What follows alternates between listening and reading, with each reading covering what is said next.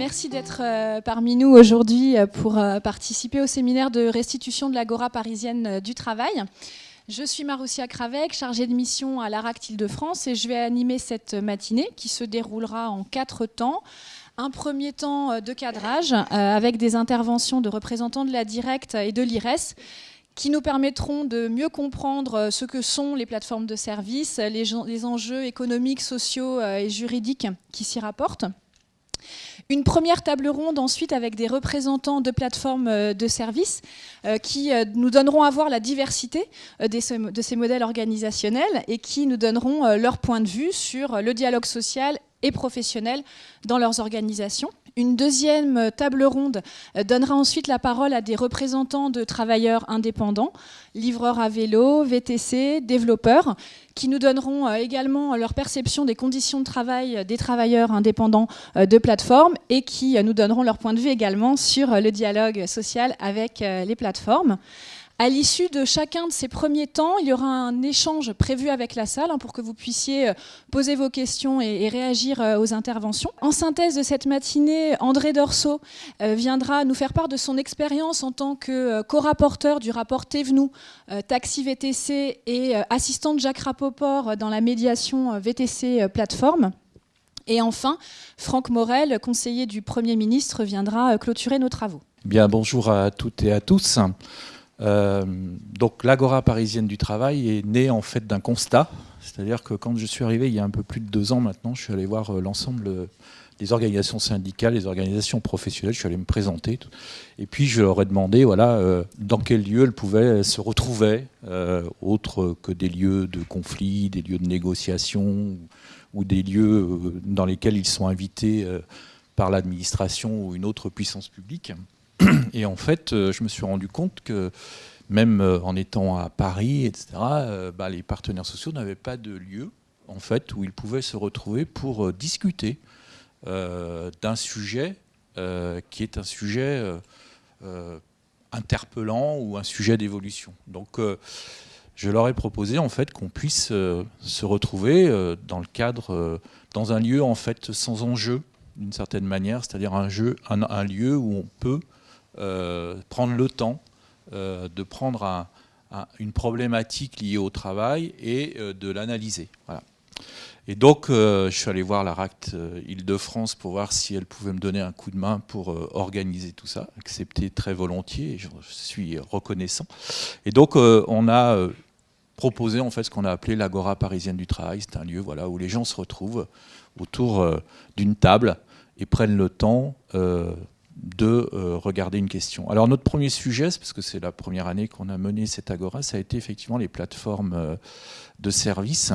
Donc Yasmina Tayeb a présenté dans son discours un peu toute la problématique de ces plateformes de services. On aura l'occasion toute la matinée de revenir dessus. Je ne vais pas m'étendre beaucoup là-dessus, mais c'est vrai que c'était le sujet un peu idéal pour un premier exercice parce que ce soit les partenaires sociaux, que ce soit l'administration, on est tous très perturbés en fait par ces nouvelles modalités d'organisation du travail, ces nouvelles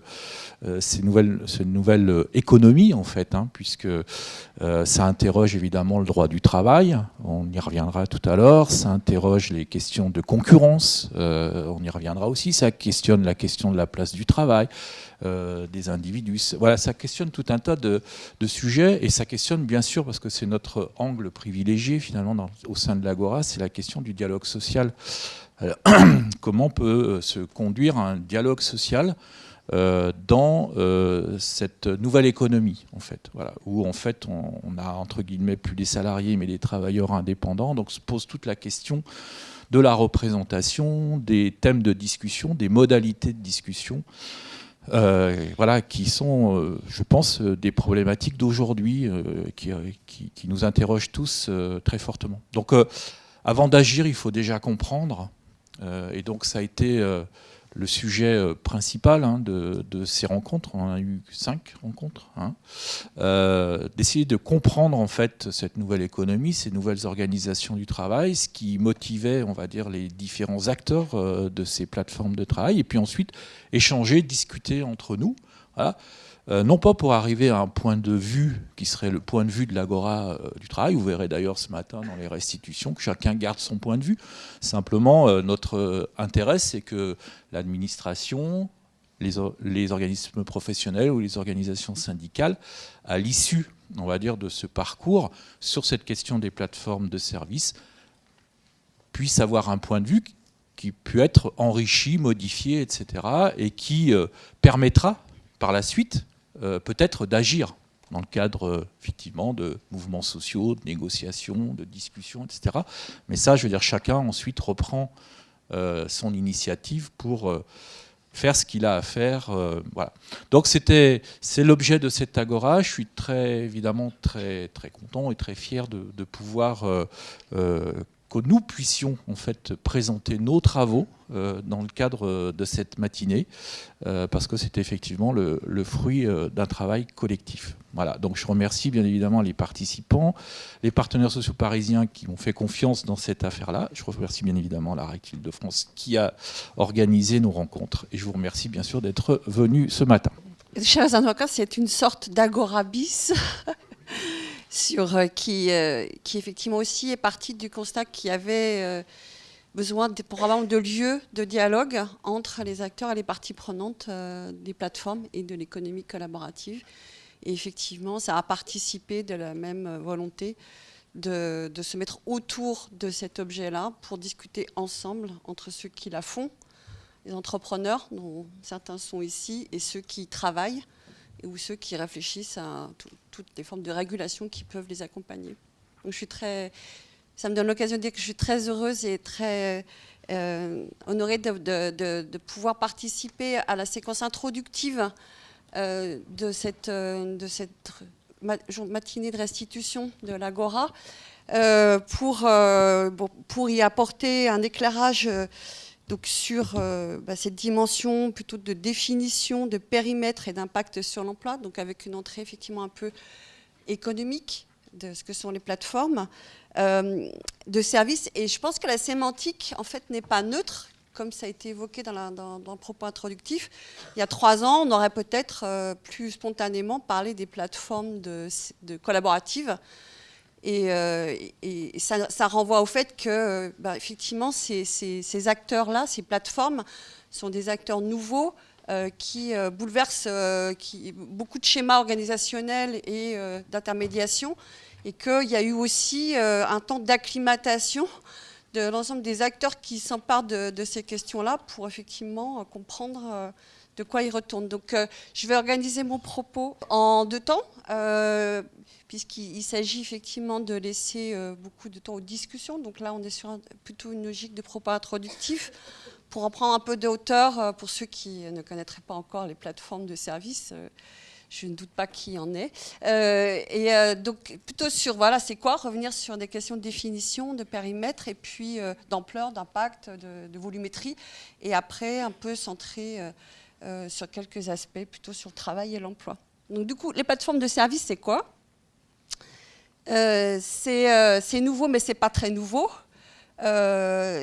Si on s'intéresse effectivement au champ qui est traité ici dans la matinée, qui est le champ qui est entouré par ce trait rose, en fait, voilà, on est sur une sous-catégorie d'un ensemble beaucoup plus large. Là, je reprends un schéma qui a été très bien fait dans le rapport de Louis-Charles Vieussat et Nicolas Amar sur les plateformes collaboratives. Je crois qu'à l'époque, ça s'appelait comme ça encore dans leur rapport, où historiquement, il y a un certain nombre de plateformes qui sont les plateformes de réseaux, de réseaux sociaux, les plateformes de recherche, toutes ces plateformes digitales qui existent, elles, depuis le début des années 90. Et ce qui est nouveau dans ces plateformes de services, qui sont apparues beaucoup plus récemment dans les années 2008-2009, c'est qu'en fait, elles s'inscrivent clairement dans une relation de pair à pair et elles proposent des biens, des services ou des contenus à des consommateurs qui sont produits ou mis à disposition par des contributeurs qui peuvent être, et c'est là où un certain nombre de questionnements déjà démarrent, des professionnels comme des simples particuliers. Et même dans ce champ-là des plateformes collaboratives, qui en fait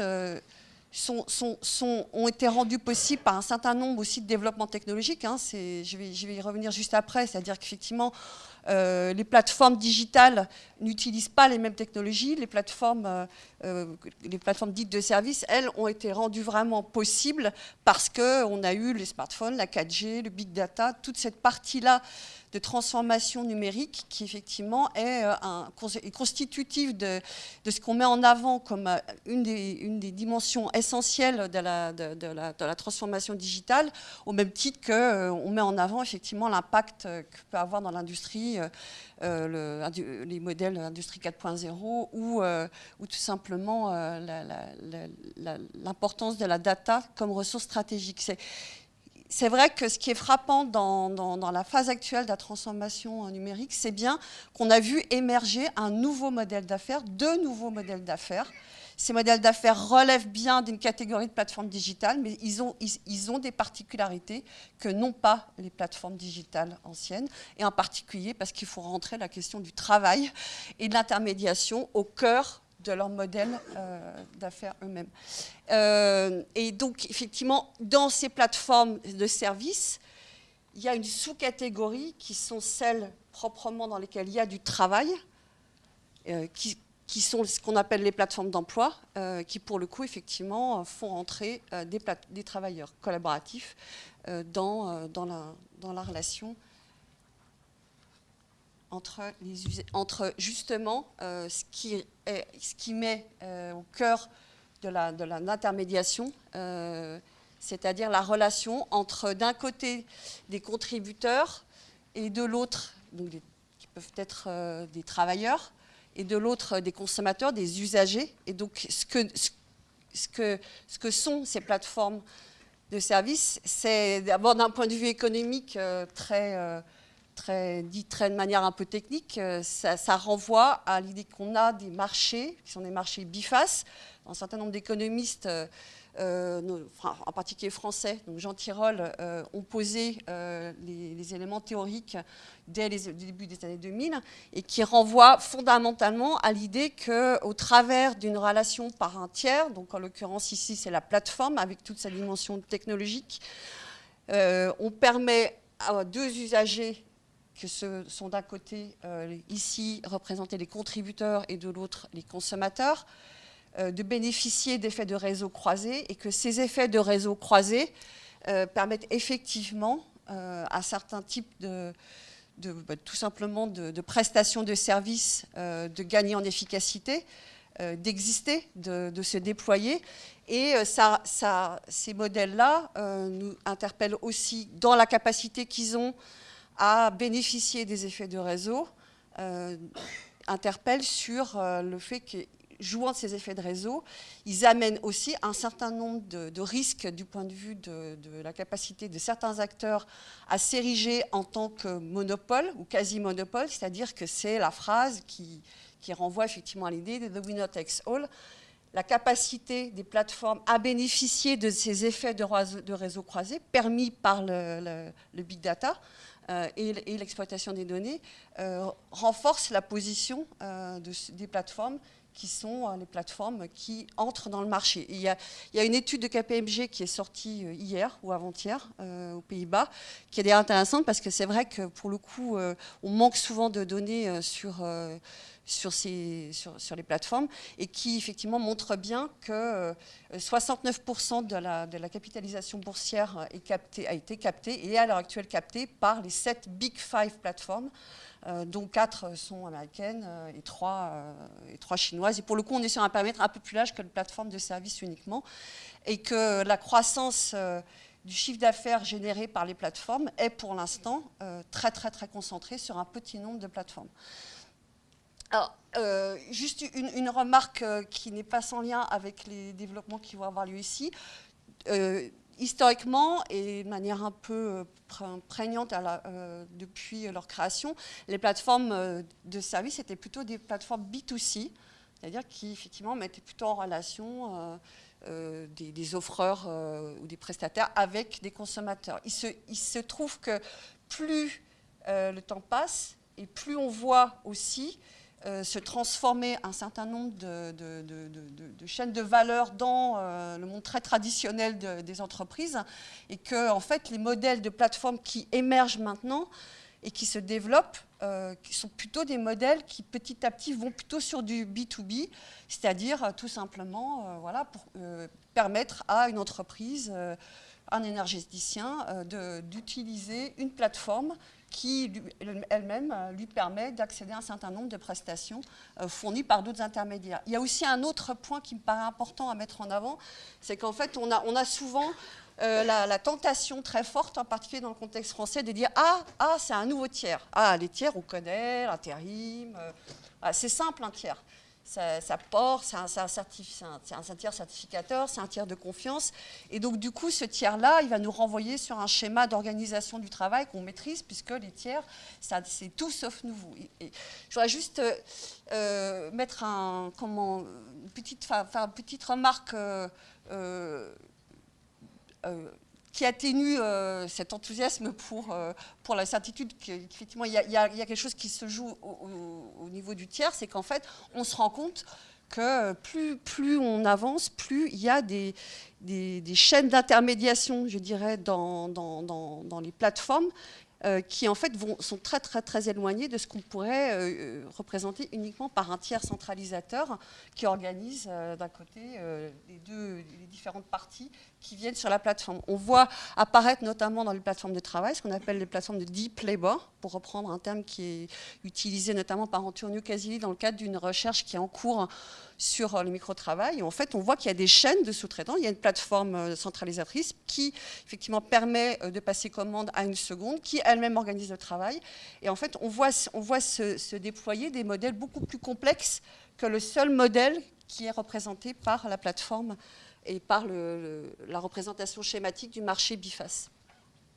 Alors ça aussi, effectivement, ça nous renvoie à la complexité de l'objet, c'est-à-dire que les plateformes, c'est tout sauf quelque chose d'uniforme, notamment dans l'organisation du travail que ça met en place.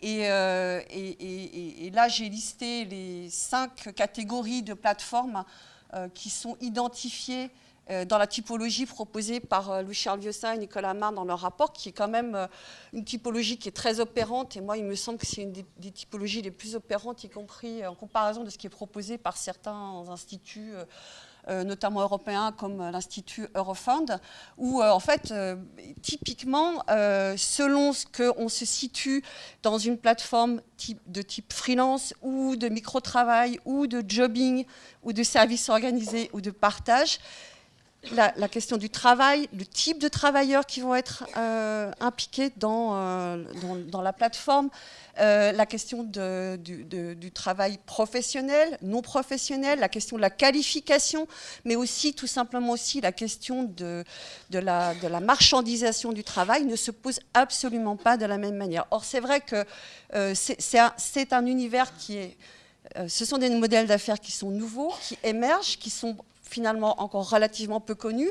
Et c'est vrai que ceux qui sont finalement les plus visibles ne relèvent que d'une catégorie, relèvent de certaines catégories qui sont finalement celles qui occupent le débat public, mais que d'autres catégories de plateformes soulèvent des questionnements qui sont aussi fondamentaux. Donc typiquement, quand on parle effectivement de l'arrêt de la Cour de cassation, on va être dans le champ très restreint des plateformes de services organisés qui ont été l'objet de l'article 60 de la loi El Khomri sur la responsabilité sociale des plateformes.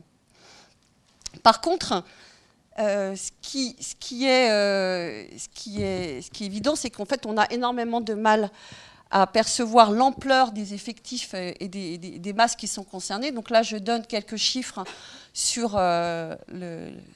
ce qu'on connaît, en tout cas ce qui est un petit peu proposé dans le débat sur les effectifs qui sont concernés. Donc, alors, à l'échelle du monde, on est sur l'ordre de 100 millions de travailleurs, avec des plateformes où on voit très bien que, si je prends par exemple des plateformes de freelance type Upwork, qui est une plateforme de freelance aux États-Unis, on est sur 12 millions de freelance concernés. Et si je prends la principale plateforme de micro-travail, qui est la plateforme d'Amazon, donc Amazon Mechanical Turk, on a 500 000 travailleurs qui sont concernés et évoqués. Et puis, voilà, on est sur des ordres de grandeur qui sont de l'ordre aussi de la dizaine de millions pour des plateformes chinoises. Quand on revient sur notre périmètre français, on est sur des effectifs qui peuvent paraître effectivement très faibles au regard de l'emploi, c'est-à-dire on est sur moins de 1% de l'emploi, et avec de grandes difficultés dans tous les cas de figure à être encore en capacité, avec le système statistique tel qu'il est, de les mesurer de manière fiable, d'autant plus qu'effectivement on est sur des emplois qui ne sont pas des emplois continus, qui peuvent être plus ou moins visibles ou invisibles, plus ou moins, je dirais, présents, y compris dans les déclarations sociales et fiscales, et puis tout simplement aussi parce que ce qui est annoncé par une plateforme renvoie aussi à une politique d'affirmation enfin, je dirais aussi de logique de mise en avant marketing, ou en tout cas de l'offre de valeur qui est proposée. Et on sait, quand on regarde un petit peu ce qu'il y a derrière les effectifs qui sont réellement mis en œuvre, qu'en fait, on a un écart assez important entre ce qui peut être annoncé et présenté comme les effectifs concernés par la plateforme et le nombre effectif de travailleurs qui sont réellement actifs en permanence autour de la plateforme. Typiquement pour Full Factory, c'est le cas de figure. Ça l'est aussi pour Amazon Mechanical Turk. On estime qu'il y a à peu près 7500 travailleurs uniquement qui sont réellement actifs en permanence sur la plateforme. Et alors je vais terminer en fait par une dimension qui va finalement être relativement peu traitée ici, parce que ces plateformes-là de services, elles sont, les travailleurs ne sont pas ici en France pour la plupart. Donc on met souvent en avant, quand on parle des plateformes, le fait que oui, ça fait revenir sur le devant de la scène la question du travail à la tâche, une forme de néo-taylorisation du travail, et l'image des dockers du film d'Elia Kazan est souvent invoquée dans les débats pour effectivement nous rappeler la dimension de travail qui y est associée. Mais par contre, ce que je veux juste signaler, c'est qu'en fait, ce travail-là des dockers, il est très visible. Ce qui est beaucoup moins visible, c'est la condition du travail du freelance qui travaille sur une plateforme digitale et dont l'image qui nous est offerte souvent dans les banques d'images à notre disposition est plutôt, je dirais, apaisante. On a un cadre de travail où on a l'impression effectivement qu'on va travailler dans un appartement Airbnb. Mais la réalité, en fait, elle est probablement, et elle est, on le sait, autre. Et donc là, c'est par exemple un projet de photographe qui a demandé à des travailleurs de Amazon Mechanical Turk de photographier leur poste de travail. Donc, où on voit qu'effectivement, il y a beaucoup de bricolage et beaucoup d'imbrication entre la vie personnelle et la vie professionnelle dans le contexte de ces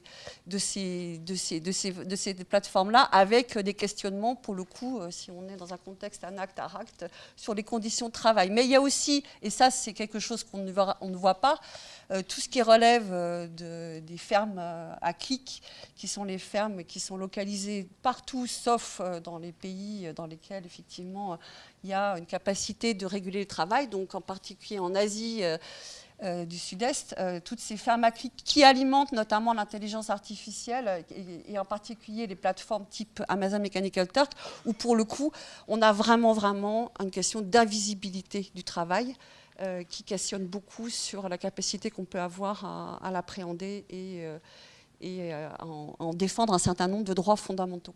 Donc effectivement, on m'a demandé de venir parler un peu du cadre juridique des plateformes de services. Alors je vais vous parler du cadre juridique rapidement et puis également de ce qu'on a pu constater au niveau de l'inspection du travail, puisque les services d'inspection du travail ont fait un certain nombre de contrôles sur des plateformes. Alors ça va être sur un périmètre limité, puisque c'est vrai qu'on s'est surtout... Ça, c'est pas moi. Ok. On s'est surtout intéressé aux plateformes de services et plus particulièrement de livraison. Donc nous aussi, on a fait un petit schéma, mais on voit que ce n'est pas exactement le même que celui qu'on a vu précédemment. Alors, pour contrôler ce type d'entreprise, comme c'est quand même une activité assez nouvelle, que nos services n'ont pas encore beaucoup contrôlé, enfin, ça fait 2 ans à peu près qu'on s'intéresse à la question.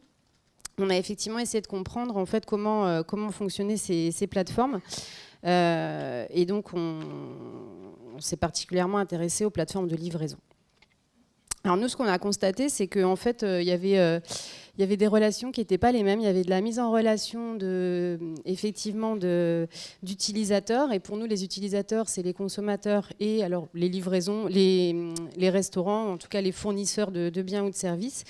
Et que la relation qui unissait la plateforme et les auto-entrepreneurs, les travailleurs indépendants, en l'occurrence les livreurs, c'était pas la même, et c'était, de notre point de vue, plus une relation de sous-traitance. Donc, en fait, la question que se pose l'inspection du travail, c'est cette flèche rouge.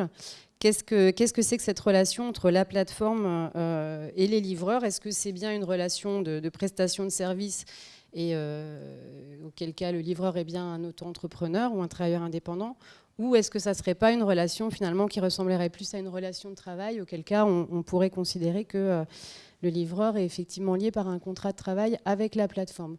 Donc, un petit rappel des dispositions juridiques du Code du travail sur la question. Le Code du travail, il dit que le travailleur indépendant qu'il y a une présomption de travail indépendant lorsque les conditions d'exécution de la prestation sont fixées unilatéralement par le travailleur indépendant, ou bien que c'est régi par un contrat qui est conclu entre le donneur d'ordre et le travailleur. Et le Code du travail précise que les personnes qui sont inscrites au RCS sont présumées être des travailleurs indépendants. Donc typiquement, les auto-entrepreneurs sont des travailleurs indépendants. Il y a une présomption simple. La présomption simple, ça veut dire qu'on peut démontrer le contraire. Et pour démontrer le contraire, il faut regarder s'il y a un lien de subordination juridique permanente. Donc c'est vraiment le sujet, la question qu'on se pose.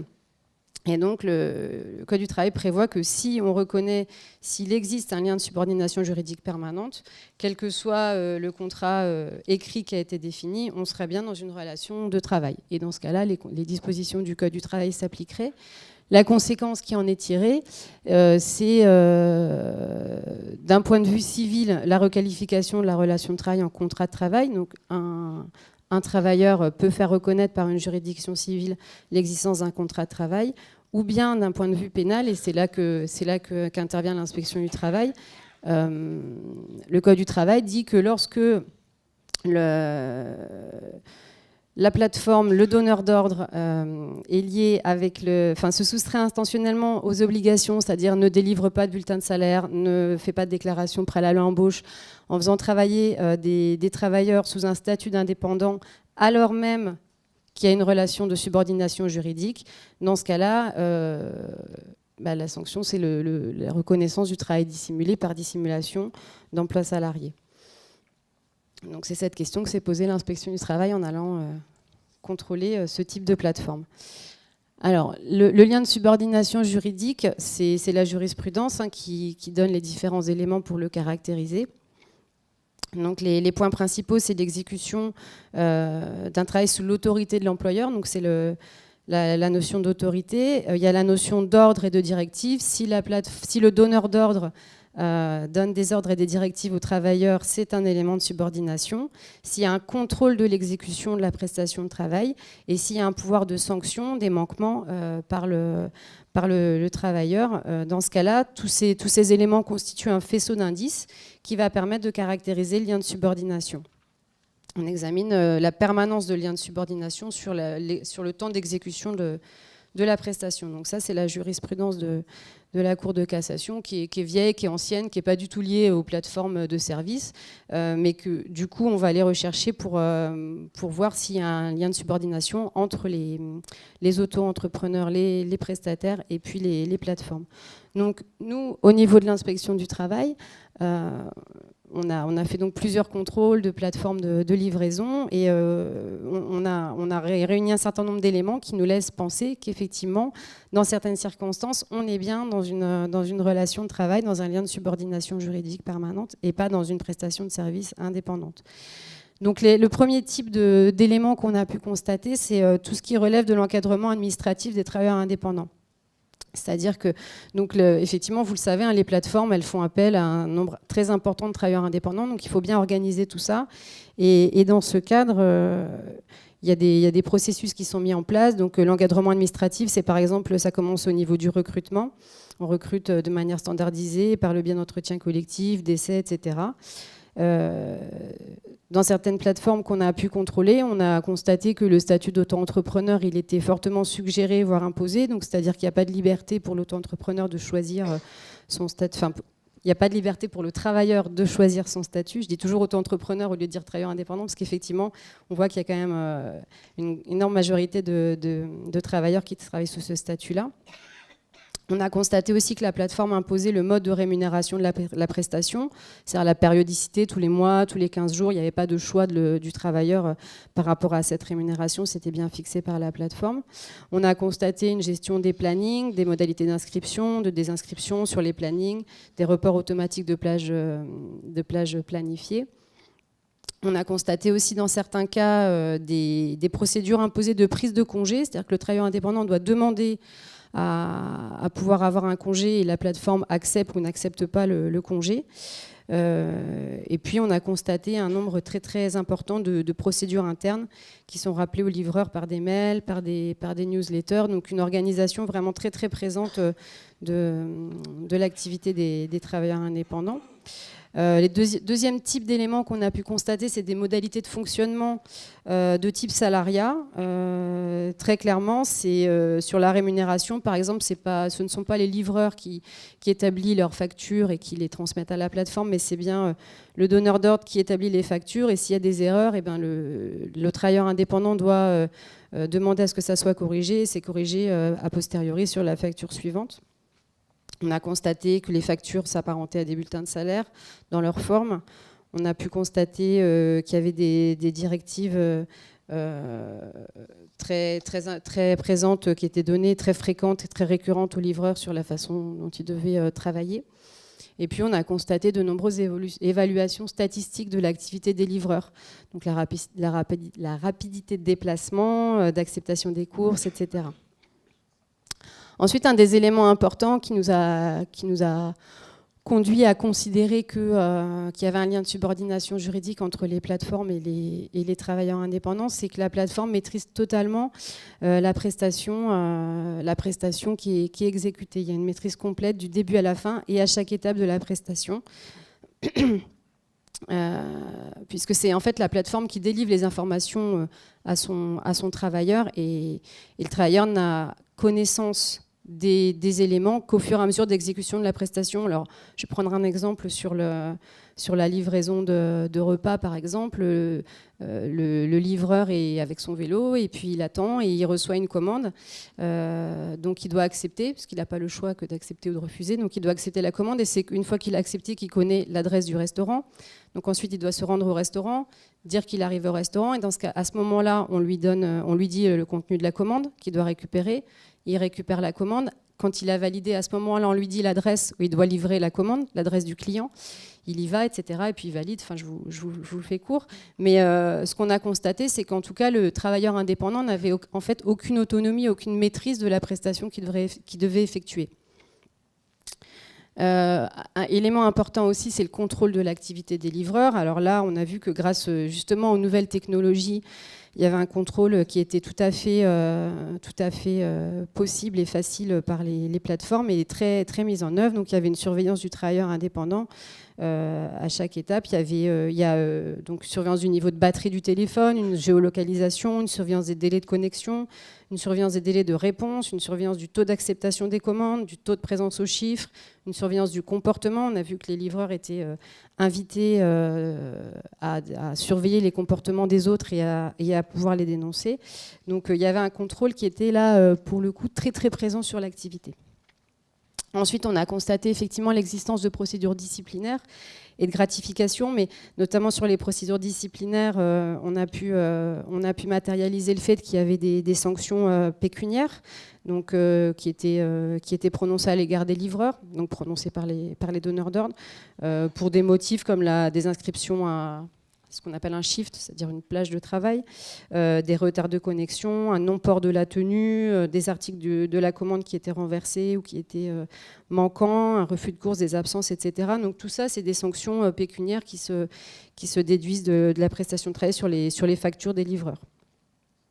Ensuite, il y a d'autres types de sanctions qui ne sont pas pécuniaires, qui sont des sanctions un peu indirectes, c'est-à-dire suite à des manquements de la part du livreur, ils sont désinscrits à un shift, une plage de travail, ils sont bloqués, etc., ce qui les empêche de travailler, ce qui donc conduit un manque à gagner, on va dire, dans la prestation.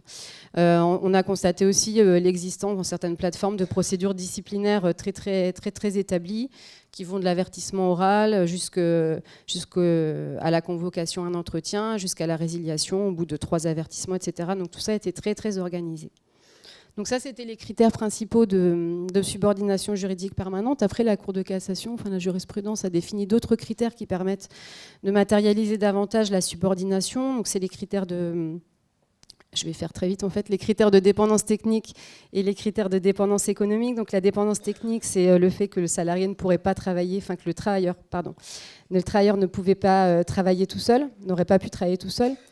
Et la dépendance économique, c'est le fait que le travailleur est lié à son donneur d'ordre, qui est souvent un donneur d'ordre unique et qui ne peut pas, par exemple, négocier les prix. Alors, ce qu'on a pu constater, nous, au niveau de l'inspection du travail, dans les contrôles qu'on a fait, c'est qu'au niveau de la dépendance technique, on avait des éléments comme la fourniture du matériel d'exécution de la prestation, le contrôle du petit outillage, la technicité des travailleurs. Donc, par exemple, la technicité, c'est-à-dire que c'est en fait le donneur d'ordre qui forme ses sous-traitants, qui forme ses travailleurs. Alors qu'en théorie, quand on fait appel à un prestataire extérieur, c'est qu'on fait appel à une compétence particulière, qu'on a besoin de sa technicité. Et là, dans les exemples qu'on a pu voir, c'était finalement le donneur d'ordre qui formait les travailleurs. Sur la dépendance économique, c'est assez évident que le travailleur indépendant ne peut pas concurrencer une plateforme qui utilise un algorithme qui a été développé par 200 personnes et qui est mis à jour quotidiennement. Il n'en a pas forcément les moyens. Et puis, on a vu aussi au niveau de la dépendance économique qu'il y avait parfois une exclusivité qui était imposée aux travailleurs pendant tout le temps de la prestation, ce qui l'empêchait de travailler pour d'autres plateformes. Et comme les horaires de livraison, en tout cas de livraison de repas, sont assez restreints, si vous travaillez pour une plateforme, vous ne pouvez pas travailler pour une autre. Il y a eu des évolutions législatives, on en a un petit peu parlé, je les évoque très rapidement. La loi du 8 août 2016, dite loi travail, qui a créé un titre dans le Code du travail qui cherche à s'adresser à ce type de travailleurs.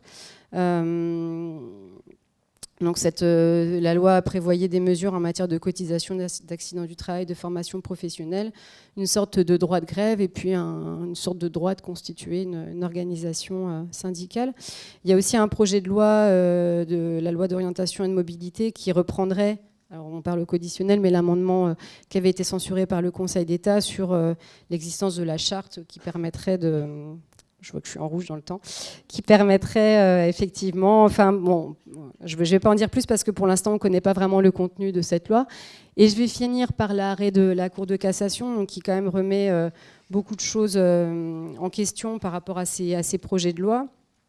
Donc simplement pour vous rappeler, c'est un arrêt qui a été rendu, c'est la chambre sociale, donc c'est issu d'une procédure civile. C'est un livreur d'une société qui avait demandé la requalification de son contrat de travail, Take It Easy, qui est une société qui est fermée aujourd'hui. Donc dans son arrêt, qui est un arrêt quand même assez important, la Cour de cassation rappelle effectivement les éléments qui caractérisent la subordination juridique, donc l'autorité de l'employeur, l'ordre, les directives, les sanctions. Elle rappelle que de toute façon, la volonté des parties ne détermine pas la nature de la relation. C'est pas parce qu'on a conclu un contrat de type commercial que forcément on est dans une relation qui n'est pas une relation de travail. Et puis, en fait, la Cour de cassation dit qu'il faut regarder les conditions de fait de l'exercice de l'activité professionnelle. Donc, la Cour d'appel de Paris avait rejeté la demande de requalification du livreur en mettant en avant le fait qu'il n'y avait pas de clause d'exclusivité et de non-concurrence qu'il y ait la plateforme et le livreur, qu'il y avait une liberté pour le travailleur de déterminer ses plages horaires et une liberté de ne pas travailler. Donc c'est ces critères-là qui avaient été retenus par la Cour d'appel pour rejeter la demande de requalification. Et la Cour de cassation donc, a censuré cette analyse en disant que dès lors qu'il y avait une géolocalisation qui permettait de suivre en temps réel la position du coursier et la comptabilisation du nombre de kilomètres parcourus. Et dès lors qu'il existait ça, la plateforme ne se limitait pas à la mise en relation, mais qu'il y avait bien un lien de subordination. Et elle a relevé un système de bonus-malus qui équivalait pour elle au pouvoir de sanction. Voilà, j'ai dépassé un petit peu. Bonjour à toutes et à tous. Je voudrais d'abord préciser que mon témoignage est limité à ce secteur. On voit bien qu'il y a des panels de plateformes avec des systèmes différents. Donc, c'est un petit témoignage sur ce secteur et qui n'a pas vocation à couvrir l'ensemble de ces nouvelles formes de travail. Comme vous l'avez dit, donc je suis arrivé un peu dans ce secteur un peu par hasard en 2014. D'abord à partir effectivement du conflit taxi-VTC et puis maintenant je suis au ministère des Transports et je couvre ce qu'on appelle dans le jargon le T3P, donc le transport de taxi, VTC et des véhicules à 3 roues, plus communément appelés moto-taxi. Voilà. Alors, il faut bien, pour bien que vous ayez bien la portée de ce témoignage, c'est-à-dire que c'est un secteur de profession réglementée. Donc on n'est pas dans un secteur particulier, on est dans un secteur particulier de profession réglementée, avec une forte concurrence entre les professions, notamment avec la profession historique des taxis et celle des VTC, et dans toute une série, on peut dire, de conflits. Alors c'est vrai que le thème, c'est le dialogue social, mais le dialogue social, ça commence parfois par des conflits, et d'ailleurs ça a commencé par des conflits entre travailleurs indépendants, parce que on oppose parfois taxi au VTC. D'un point de vue économique, les taxis sont des travailleurs indépendants en grande majorité, notamment sur la région parisienne. Sur 20, entre 18 et 20 000 taxis parisiens, il y a sans doute autour de 1000 salariés. Tous les autres sont des indépendants. Donc c'est parfois aussi, on découvre à travers des nouvelles formes de travail, des formes qui sont totalement anciennes. Le secteur du transport particulier de personnes, c'est à grande majorité des indépendants. Alors, pour faire un petit peu la synthèse de cette expérience, et puis ça fait une relation avec le débat de ce matin, qui je trouve est assez intéressant et est assez riche. Il y a un terme qui revient, pour moi, c'est l'ambiguïté. Nous sommes dans un secteur, notamment avec ces nouvelles formes, où ce qui domine, c'est l'ambiguïté. Alors, dans un secteur où il y a une régulation, il y a deux formes de régulation. Effectivement, il y a la régulation que d'aucuns aspirent dans les partenaires sociaux, c'est-à-dire d'avoir une régulation par le salariat. Mais il ne faut pas oublier non plus une autre régulation, qui est une régulation économique, qui n'est forcément pas le Code du travail, mais le Code du commerce, entre des acteurs économiques. Les indépendants sont des acteurs économiques.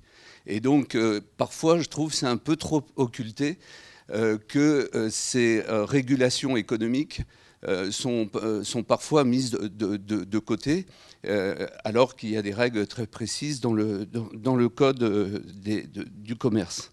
Alors cette ambiguïté, effectivement, entre des indépendants qui dépendent des plateformes, qui sont leurs donneurs d'ordre, effectivement, il y a c'est une interrogation, cette troisième voie, qu'on pourrait appeler ainsi, qui a été un peu ouverte par l'article 60 de la loi El Khomri. Est-ce que, et effectivement, dans la loi sur les mobilités, effectivement, il y a l'article 19 qui reprend avec cette proposition de charte. Est-ce que, pour sortir un peu de cette ambiguïté, ne faut-il pas inventer une troisième voie? Je laisse bien entendu à la réflexion. Et je pense que, par contre, il y a une phrase célèbre, c'est que quand on sort de l'ambiguïté, c'est souvent à son détriment. Et donc, il faut que l'ensemble des partenaires maîtrisent bien cette formule, parce qu'il y a un autre élément important dans ce modèle économique, et qui est aussi pour l'administration une difficulté, voire une faiblesse. C'est qu'on manque de données économiques sur ce secteur. Alors tout d'abord parce qu'il s'est développé extrêmement rapidement, que le modèle économique, il y a deux, en fin de compte, quand on parle d'équilibre, il y a deux, dans le modèle économique, il y a deux modèles économiques. Il y a le modèle économique de la plateforme et il y a le modèle économique de l'indépendant. Au final, ces deux modèles économiques, nous avons peu de données en raison de la nouveauté et aussi parce que, mais c'est un peu un paradoxe, d'avoir dans un domaine où le numérique est très important, où les big data sont très développés, d'avoir peu de données. C'est notamment pourquoi effectivement le législateur a apporté un certain nombre de modifications et aussi de contraintes auprès des plateformes pour avoir un certain nombre de données économiques. Maintenant, il y a un observatoire effectivement national qui couvre l'ensemble du secteur. Bon, c'est une première approche, les données sont quand même très macro, mais on connaît en fin de compte très peu le fonctionnement de ce secteur. Des plateformes comme effectivement des indépendants. Mais je crois que c'est important de le noter, qu'il y a vraiment effectivement deux modèles économiques. Alors l'ambiguïté, elle est aussi dans le dialogue social et notamment dans la représentativité. Pourquoi ? Parce que, mais cette ambiguïté, je dirais qu'elle n'est pas nouvelle. Elle peut apparaître nouvelle aujourd'hui, mais qu'elle n'est pas nouvelle. Les organisations professionnelles, notamment de taxi, depuis des années, représentent les indépendants plus que les salariés, et même quand ils sont rattachés à des organisations confédérées de salariés. Il y a même certains syndicats confédérés qui, dans leur statut, disent qu'ils représentent pas simplement que les salariés, mais aussi les conducteurs indépendants. Donc cette ambiguïté dans la représentation, on est plus effectivement, quelqu'un le citait tout à l'heure, on est plus parfois dans une représentation professionnelle que dans une représentation soit de salariés et d'employeurs. On est dans une représentation très particulière. Alors, ce qu'il y a de nouveau, forcément, avec les plateformes, c'est d'abord une forte progression très rapide, effectivement, des conducteurs. Les chiffres... alors, je ne donnerai pas de chiffres parce que tous les chiffres sont faux sur les VTC. Donc, on peut... Mais bon, tout ce qu'on sait, c'est que ça représente effectivement plusieurs milliers de conducteurs et d'une façon effectivement très exponentielle. Mais par contre, dans cette progression, et principalement, alors là, en ce qui concerne les plateformes, ce n'est pas la totalité, mais c'est une grande majorité, ce sont effectivement des travailleurs indépendants. Moi, j'ai pu constater dans les discussions, notamment à travers les conflits avec les taxis, mais aussi après avec les conflits entre les plateformes et les conducteurs, c'est l'émergence effectivement d'associations qui se créent de manière, on peut dire, très, très spontanée, et qui parfois disparaissent d'ailleurs d'une façon aussi rapide qu'ils se sont créés. Aujourd'hui, par exemple, nos interlocuteurs chez les conducteurs VTC, en 3 ans, mettons, 2 ans, 3 ans, c'est plus du tout les mêmes, c'est parfois plus du tout les mêmes associations. Et donc, ce turnover qu'il y a dans la profession, il y a aussi un turnover dans la représentation, ce qui est quand même un handicap, effectivement, pour un dialogue social. On sait qu'un dialogue social professionnel, il s'inscrit effectivement dans le temps avec une certaine pérennité, parce que les acteurs au départ ne se connaissent pas, on connaît tout ça, que le dialogue, les échanges font que les choses et les individus, les organisations s'ajustent. Là, effectivement, une grosse difficulté dans ce dialogue pour avoir effectivement une permanence. Alors, je l'ai noté moi-même, enfin je l'ai constaté moi-même, avec effectivement l'importance donnée par certaines organisations confédérées de salariés pour effectivement avoir cette représentativité dans le paysage des conducteurs VTC.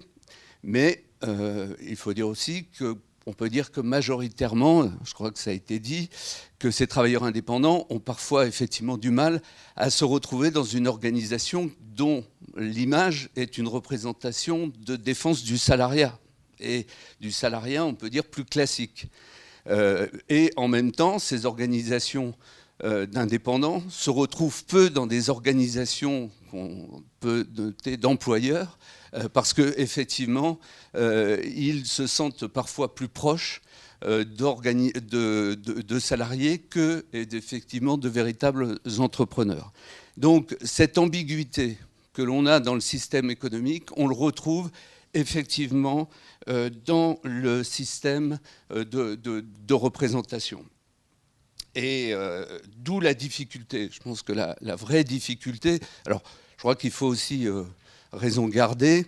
C'est un secteur qui s'est développé très rapidement, on manque un peu de recul. Je pense que les choses progressivement vont s'ajuster. Alors, bien entendu, si l'ambiguïté du statut est remise en cause, forcément qu'il y aura effectivement des nouveaux modèles. Mais dans le modèle actuel, je pense que ce qu'il faut retenir, enfin moi ce que je retiens, c'est que ces nouvelles formes de travail, ces nouvelles formes liées aussi au développement du numérique, percutent en fin de compte les organisations traditionnelles de représentation et du dialogue social. Elles sont de fait percutées par ces nouvelles formes. Alors, organisations représentant les salariés comme les indépendants, et puis ces organisations qui regroupent, je dirais, un peu les deux. Alors, c'est pas nouveau. Là, c'est pareil. C'est pas nouveau dans certains secteurs. Je pense au secteur maritime, par exemple. Vous avez aussi cette ambiguïté dans la représentation par des organisations confédérées, des gens qui sont indépendants. Sauf que là, ça prend de l'ampleur et effectivement, ça change les relations sociales. Et pour ma part, les organisations du dialogue social traditionnel en France ne pourront pas faire l'économie d'une remise en cause aussi de leur fonctionnement, mais au-delà de leur fonctionnement, une remise peut-être aussi en cause de certaines revendications tenant compte des aspirations de nouvelles générations qui effectivement ne voient pas obligatoirement le salariat comme étant le but ultime. Voilà. Et deuxième conclusion, qui est plus, je dirais, plus optimiste, ou du moins qui concerne alors là peut-être plus les plateformes. Moi, c'est l'évolution que j'ai pu constater. Ces plateformes de mise en relation sont des plateformes ultra performantes, effectivement, dans le numérique. Elles ont ils ont développé de vrais outils, des nouvelles offres, des relations aussi différentes avec les clients. Elles sont très performantes, je dirais, sur les algorithmes. Peut-être que la question qui va se poser dans les années qui viennent, c'est est-ce que ces plateformes performantes sur l'algorithme seront aussi performantes sur la gestion des ressources humaines. Parce que de fait, elles sont confrontées, et ça a été dit d'ailleurs par certaines plateformes, elles sont confrontées à la gestion des indépendants, qui est une gestion, à mon avis, la plus compliquée. Je pense que pour un gestionnaire, c'est sans doute plus facile de gérer des salariés que des indépendants. Mais je vois effectivement aujourd'hui une évolution où la ressource humaine, parce que derrière notamment des services de transport, c'est un véhicule, mais avant tout c'est un conducteur. Et peut-être que le défi dans ce secteur, ce sera passer d'une performance en algorithme à une performance en ressources humaines et donc en dialogue social. On voit bien qu'à travers les différentes questions qui ont été posées dans les discussions qui viennent de se tenir, il y a des questions qui sont, j'y reviendrai tout à l'heure, nouvelles, mais beaucoup de questions sont des questions récurrentes au fil des années.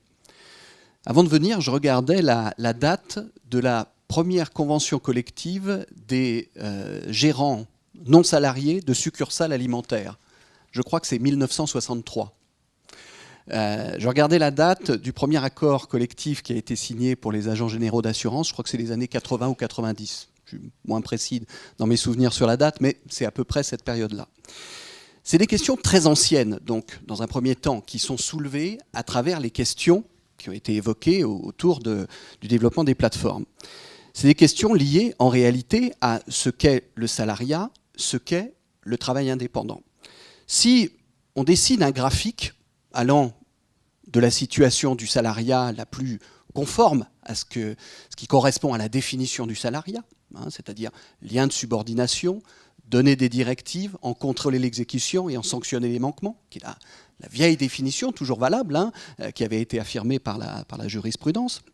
Et puis à l'autre extrémité, un indépendant totalement indépendant, qui va chercher ses clients, qui organise son travail comme il l'entend, qui organise son développement commercial et qui n'a pas de dépendance à l'égard de qui que ce soit, eh bien on se rend compte qu'entre ces deux extrêmes du graphique, on a eu au fil des années un développement économique et social qui a fait que de plus en plus les frontières ont été battues en brèche et que souvent on a été rattrapé par une certaine forme de réalité, de besoin de différents acteurs de s'affranchir des frontières trop étanches qui ont pu exister entre les deux extrémités de ce graphe. Et on a des exemples dans l'histoire de régulations qui ont été organisées de manière positive pour l'intérêt de chacun, justement pour prendre en compte cette nécessité de développement économique et de développement social. Et c'est le premier axiome que je voudrais poser par rapport à cette problématique des plateformes de services. On ne construira pas de développement économique sans développement social, mais on ne construira pas non plus de développement social sans développement économique. Donc, tout l'enjeu qui se présente à nous par rapport à cette thématique des plateformes, c'est de trouver le bon positionnement de curseur qui permet justement d'allier développement économique et développement social. Alors, on a eu des exemples dans l'histoire par rapport à ces thématiques travail salarié, travail indépendant, de curseurs qui ont été posés et de réponses très spécifiques. Je peux en citer quelques-uns. On a la loi Dutreil en 2003 qui a créé les CAPE, des couveuses d'entreprise, pour permettre de donner à des travailleurs indépendants, à des indépendants qui créent leur affaire, de bénéficier pendant un certain temps des garanties d'un certain nombre d'avantages liés au salariat. Quelqu'un a parlé tout à l'heure des coopératives d'activité et d'emploi. qui ont été, il y a un texte, je crois, de 2014, qui a posé un cadre justement pour ces coopératives d'activité et d'emploi. Je pourrais citer aussi, je suis surpris d'ailleurs, alors je suis arrivé en cours de route, peut-être que ça a été évoqué avant, mais je suis surpris que le mot n'ait pas été prononcé. Je pourrais citer aussi le portage salarial. Portage salarial qui s'est développé aussi sur une volonté de s'affranchir un petit peu de ces frontières étanches entre salariés et indépendants, en essayant de trouver un équilibre entre volonté de sécurité et volonté de souplesse. Portage salarial qui a été organisé en 2008, puis en 2016, puis avec un système de dialogue social et de négociation collective qui s'est développé pour apporter des garanties. Alors, donc tout ça renvoie à des problématiques qui sont anciennes.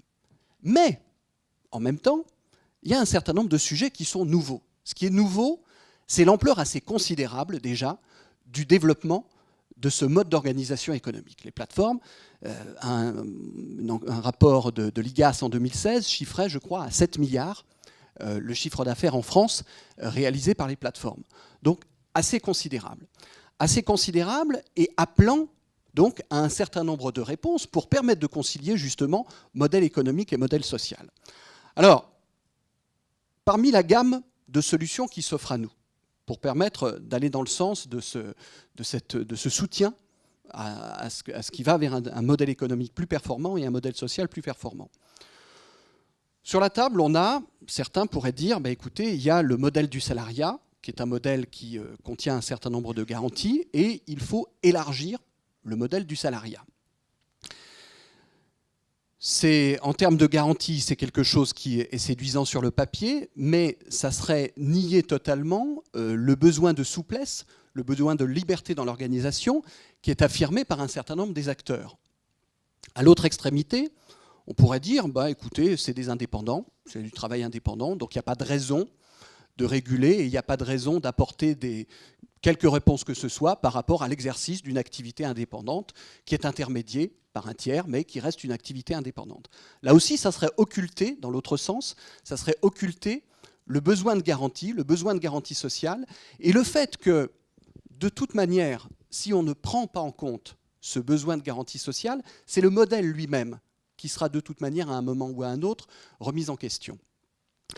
Et donc, la réflexion qui a été la nôtre s'est portée sur la recherche d'un équilibre qui soit gagnant-gagnant, c'est-à-dire qui permette à la fois de permettre ce développement économique et d'apporter des garanties sociales. Et c'est le modèle qui s'est trouvé concrétisé dans l'amendement Taché, qui a été déposé dans la loi Avenir professionnel, qui a été censuré par le juge constitutionnel qui a estimé que cet amendement n'avait pas sa place, c'était un cavalier, n'avait pas sa place dans la loi Avenir professionnel, et c'est l'article 20, désormais, du projet de loi d'orientation des mobilités. Quelle est la philosophie de cet article 20 et quelle est la philosophie de cet angle d'approche, justement, de la régulation de l'activité des plateformes? C'est le fait de dire, écoutez, on peut poser un cadre de garantie structuré dans différents domaines, qu'il s'agisse de la santé-sécurité, qu'il s'agisse de la protection sociale, qu'il s'agisse des conditions de rupture de la relation commerciale, etc., etc. On peut travailler pour poser un cadre de garantie. Mais ce qui ne fonctionnerait pas, c'est que, et ça a été dit tout à l'heure par quelqu'un autour de la table, ce qui ne fonctionnerait pas, c'est si le fait de poser ce cadre de garantie était, in fine, se retournait contre les promoteurs de ce nouveau cadre pour aboutir en réalité à une impossibilité de continuer l'activité sous cette forme, puisque cette circonstance serait analysée comme un indice de subordination juridique et de relation de travail salarié. Donc on a voulu apporter une sécurité en disant, si vous posez ce nouveau cadre de garantie, si vous travaillez à un cadre substantiel de garantie, on ne pourra pas utiliser cette circonstance-là, on ne pourra pas utiliser cet argument-là pour considérer qu'en réalité, il s'agit d'une relation de travail salarié. J'ai souvenir, dans un autre cadre que celui des plateformes de services, je le disais en aparté tout à l'heure, j'ai souvenir d'acteurs dans le cadre de la relation donneur-d'ordre sous-traitant qui avaient mis en place des systèmes de garantie de ce type. Et quand on leur disait venez en parler, venez présenter ce que vous avez mis en place, souvent la réaction était surtout pas, surtout pas de publicité autour de ça. Si je commence à parler de ça, on va se servir du fait que j'ai mis en place ce cadre de garantie pour, en boomerang, me dire finalement, si vous vous préoccupez de mettre en place des garanties, c'est qu'en réalité, c'est un peu vos salariés. Donc, on a voulu, à travers ce nouveau cadre, effectivement, apporter une réponse pragmatique, concrète, pour permettre le développement de ces garanties de manière sécurisée. Alors, après, il faut être très clair. Le fait d'aller vers ce modèle gagnant-gagnant ne veut pas dire qu'effectivement, il ne faut pas, dans un certain nombre de cas, retoquer des situations qui méritent de l'être. On a cité tout à l'heure l'arrêt de la Cour de cassation du 28 novembre 2018 et la situation qui était celle visée par l'arrêt de la Cour de cassation du 28 novembre 2018. Il est des situations où l'ensemble des éléments constitutifs d'une relation de travail salarié sont réunis. Et dans ces cas-là, évidemment, il n'y a aucune raison de ne pas prendre en compte le fait qu'on se situe en réalité face à une relation de travail salarié.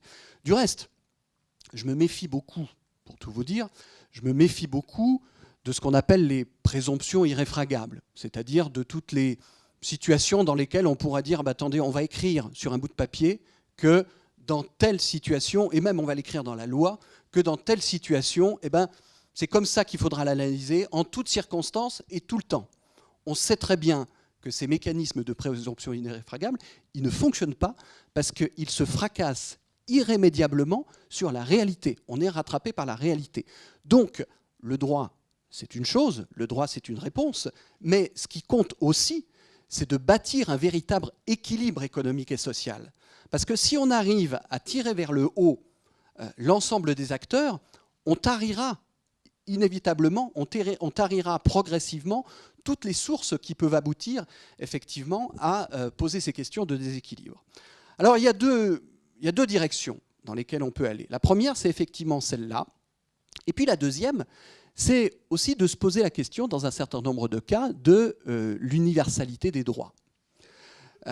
Il est des situations où on peut se dire que le fait qu'un droit profite à des travailleurs qui travaillent sous un statut et pas à d'autres travailleurs qui travaillent sous un autre statut ne fait pas forcément sens. Et dans ces cas-là, il faut se dire qu'on peut essayer de travailler au développement d'un certain nombre de droits universels. Alors, un point d'actualité, le président de la République a annoncé il y a quelques jours des mesures en direction des personnes qui gagnent le SMIC, et le levier pour aller dans le sens de ces mesures est l'augmentation de la prime d'activité. Cette augmentation de la prime d'activité, elle va concerner aussi bien les salariés que les travailleurs indépendants.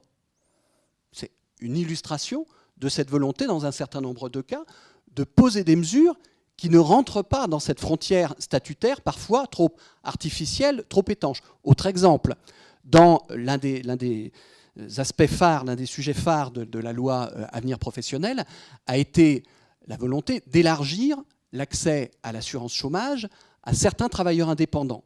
La loi Avenir professionnel du 5 septembre 2018 a matérialisé cet élargissement avec des critères, avec un certain nombre de paramètres, mais c'est la première fois qu'on aura des travailleurs indépendants qui remplissent un certain nombre de conditions, qui pourront bénéficier d'un filet de sécurité spécifique dans le cadre de l'assurance chômage. Voilà deux exemples qui marquent aussi, à côté de ce souci de sécurisation et de construire du gagnant-gagnant, le fait aussi de se dire que dans un certain nombre de cas, le caractère universel d'un certain nombre de garanties, qui peut évidemment pas être sur l'ensemble des garanties, mais en tout cas le caractère universel d'un certain nombre de garanties est aussi une forme de réponse. Alors, voilà quelques éléments pêle-mêle sur cette question des plateformes de services. On voit bien, à travers l'ensemble des questions qui ont été posées, qu'on n'est pas encore au bout du chemin. On a encore pas mal de choses à construire ensemble. On a encore, sans doute, peut-être d'autres types de réponses à apporter progressivement dans le temps.